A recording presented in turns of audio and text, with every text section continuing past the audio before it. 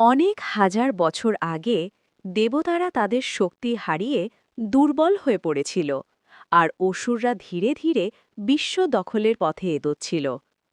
চারদিকে ভয় আর অনিশ্চয়তা ছড়িয়ে পড়েছিল। তখন ভগবান বিষ্ণু এক পরিকল্পনা দিলেন, সমুদ্র মন্থন। কারণ সেই সমুদ্রের গভীরেই লুকিয়েছিল অমৃত, যা অমরত্ব দিতে পারে। এই বিশাল কাজ একা সম্ভব ছিল না, তাই দেবতা আর অসুররা শত্রুতা ভুলে একসাথে হাত মিলাল। মন্দার পর্বত হল দণ্ড আর বাসুকি নাগ হল দড়ি। শুরু হল মহাসমুদ্র মন্থন, উত্তাল ঢেউ আর অক্লান্ত চেষ্টা।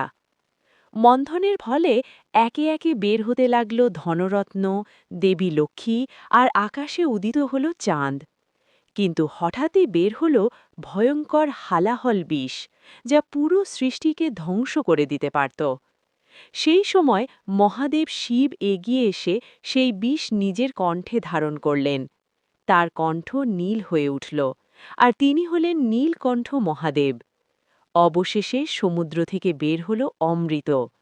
কিন্তু অসুররা তা দখল করতে চাইলে বিষ্ণু মোহিনী রূপ নিয়ে তাদের মোহিত করে ফেললেন, আর সেই সুযোগে অমৃত শুধু দেবতাদের মধ্যেই বণ্টন করে দিলেন।